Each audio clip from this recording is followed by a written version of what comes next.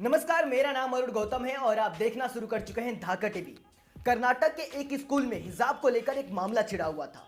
बहुत सारे लोग इसे गलत ठहरा रहे हैं, बहुत सारे लोग सही ठहरा रहे हैं। इस बात में कितनी सत्यता है, इस वीडियो में जानने की कोशिश करेंगे। हमारे देश में बहुत सारे लोग बाबा साहब के लिखे संविधान के आर्टिकल 25 की दुहाई दे रहे हैं कि संविधान में ऐसा आर्टिकल है, हम हिजाब पहन के स्कूल में जा सकते हैं।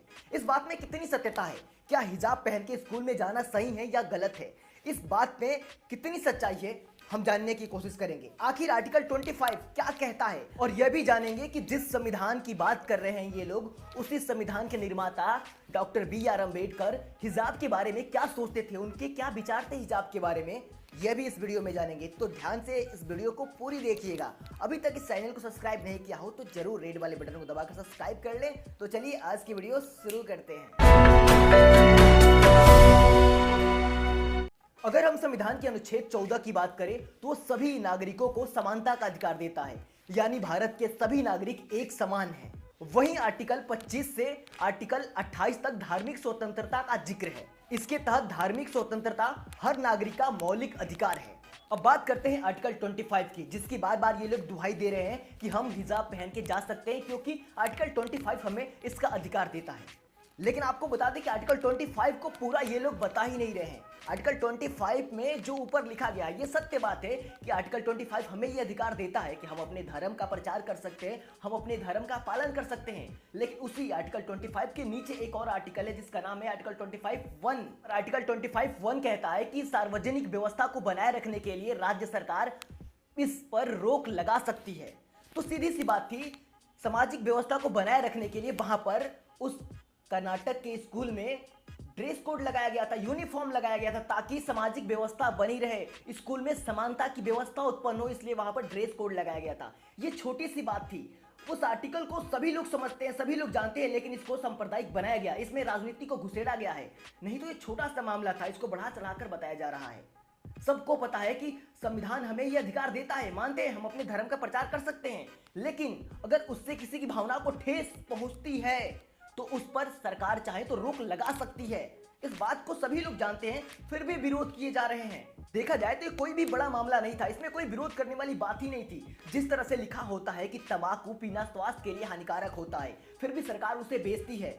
लेकिन अब आप कहेंगे कि हमें कुछ भी खाने पीने की स्वतंत्रता हमें संविधान देता है, हम कुछ भी खा पी सकते हैं, लेकिन आप घर में खा पी सकते हैं। पब्लिक प्लेस पे सिगरेट पिएंगे तो पुलिस पकड़ के लेके चली जाएगी, लेकिन घर में पिएंगे तो कुछ नहीं होगा। बस ये छोटा सा लॉजिक है यार। हमें धार्मिक स्वतंत्रता मिलता है, लेकिन उसके साथ कंडीशन भी कुछ होते हैं। मुझे समझ में नहीं आता कितने जाहिल लोग हमारे देश में कहां से उत्पन्न होते हैं। इस्लाम की बात करें तो बहुत सारे लोगों को बुरा लगेगा, जिसको बुरा लगे वो वीडियो हमारी ना देखे, लेकिन जरा सोचिए, जो लोग अपने घर की महिलाओं को नकाब हिजाब से बाहर नहीं निकलने देते हैं, बिना हिजाब के घर से बाहर नहीं जाने देते हैं, वो लोग सीमा पर लड़ने के लिए कैसे भेज सकते हैं? वो लोग अपने घर से बाहर उन्हें पढ़ने के लिए कैसे भेज सकते हैं? जो लोग हिजाब से बाहर लड़कियों को जाने नहीं देते, वो उनकी तरक्की के बारे में कभी सोच ही नहीं सकते हैं। सोशल मीडिया पे सभी लोग पोस्ट डाल रहे हैं, शेरनी अकेले जाके ललकार आई। अरे भाई, कभी शेरनी को हिजाब में देखे हो? हिजाब में शेरनी भी ना कुछ और बन जाएगी मेरे भाई।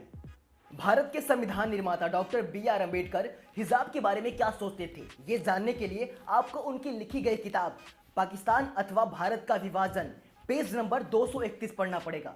इसमें उन्होंने लिखा है, पर्दा प्रथा की वजह से मुस्लिम महिलाएं दूसरी जातियों की महिलाओं से पीछे रह जाती हैं। वे किसी भी तरह की बाहरी गतिविधियों में शामिल नहीं हो पाती, जिसकी वजह से उनमें एक प्रकार की दास्ता और हीनता की मनोवृत्ति बन जाती है। उनमें ज्ञान अर्जित करने की इच्छा भी नहीं रहती, क्योंकि उन्हें यह सिखाया जाता है कि वे घर की चार दीवारी के बाहर किसी से बात में रुचि न लें। बाबा साहब का कहना था कि पर्दे वाली महिलाएं प्राय डरपोक, निस्साहस, शर्मीली और जीवन में किसी भी किस्म का संघर्ष करने के अयोग्य हो जाती है।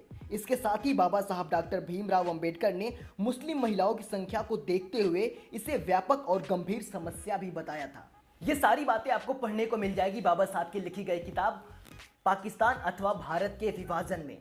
एक बात समझ में नहीं आती है कि जब स्कूल का यूनिफॉर्म लगाया गया था सभी बच्चों के लिए, ताकि स्कूल में समानता दर्शाया जा सके, फिर वहां पर ये हिजाब पहन के जाने की क्या जरूरत थी? जब स्कूल वालों ने वार्निंग दे दिया था तो देखा जाए तो इस्लाम की कट्टरता ही आरएसएस को कट्टर होने पे मजबूर करती है। जरा सोचिए, जो हमारे देश में हिंदू वर्ग के लोग होते हैं, उनके अंदर परिवर्तन की भावना होती है, उनके अंदर भी आडंबर है, उनके अंदर भी अंधविश्वास पाखंडवाद है, लेकिन उन लोगों में बदलाव की भावना भी है। हिंदुओं के धर्म में अनेकों कुरीतियां थी, अनेकों आडंबर थे, लेकिन उन लोगों ने उसका विरोध किया। उन लोगों के धर्म में जो कुछ भी गलत लगता है उसका वो लोग खुले तौर पे विरोध करते हैं और उसमें वो लोग बदलाव करते हैं।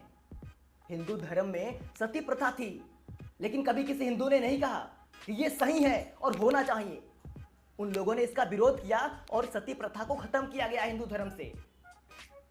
अनेकों कुरीतियां हिंदू धर्म में मौजूद थी, जिसे ये लोग एक्सेप्ट किए और खत्म किया गया। पर इस्लाम में लोग एक्सेप्ट करते ही नहीं अपनी गलती को। मतलब सोचने वाली बात है, जो लोग अपनी गलती को कभी महसूस नहीं कर सकते, उनसे बड़ा ना समझ ना दान कोई हो ही नहीं सकता मेरे भाई। हिंदू धर्म के लोगों को समझाना बहुत ही आसान है, क्योंकि वो लोग बदलाव चाहते हैं, लेकिन ये अलग ही नस्ल है मेरी समझ में आता है, क्योंकि ये लोग अपने धर्म के प्रति इतने कट्टर होते हैं कि इन्हें आस्था वगैरह कुछ नहीं दिखती है। मेरे बगल में ये तस्वीर एक बार देखिए क्या लिखा हुआ है, इस पोस्टर पर ध्यान से देखिए क्या लिखा हुआ है। देखा आपने, पहले हिजाब फिर किताब। मतलब कितनी छोटी सोच हो गई है सांप्रदायिकता फैलाने के लिए इन लोगों की। पहले किताब फिर हिजाब, ये हो तो हमारे देश की तरक्की हो सकती है, लेकिन पहले धर्म और बाद में विज्ञान। इस देश की तरक्की विज्ञान से हुई है। ये हिजाब जो लोग पहने हैं ना, इस हिजाब की डिजाइन भी ना विज्ञान की देन है। मतलब पोस्टर लगा रखे हैं, ये मदरसा छाप लोग इन्हें कह सकते हैं आप। पहले हिजाब फिर किताब, वाह। और नीचे नीचे की लाइन में क्या लिखा है, पढ़िए।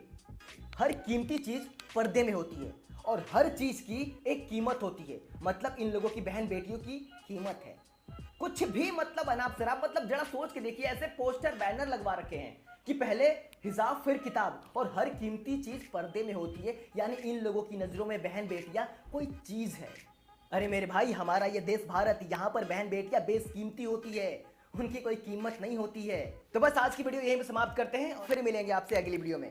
बहुत सारे लोग मुझसे पूछ रहे थे कि अरुण भाई आपकी वीडियो रेगुलर क्यों नहीं आती है, तो मैं उन सभी भाइयों से बता देना चाहता हूं कि जब तक हमें लोग देखने वाले नहीं होंगे तब तक मज़ा नहीं आता है। और आप 4-5 हज़ार लोग देखते हैं उसमें हमें मज़ा नहीं आता है। जब तक लोग हमें मोटिवेट नहीं करेंगे तब तक हमें वीडियो बनाने में मज़ा नहीं आता है। और आप चाहते हैं कि हमारी वीडियो रेगुलर आए, तो ज़्यादा से ज़्यादा आप लोग हमें सपोर्ट करें, ताकि हमारा भी मनोबल बढ़े, कि हमें भी महसूस हो कि मैं सोशल साइट पर नफरत नहीं फैला रहा हूं, बल्कि हमारे भी चाहने वाले लोग हैं। और अगर आप हमारी इस वीडियो को फेसबुक पर देख रहे हो तो फेसबुक पेज को लाइक करें और शेयर करें।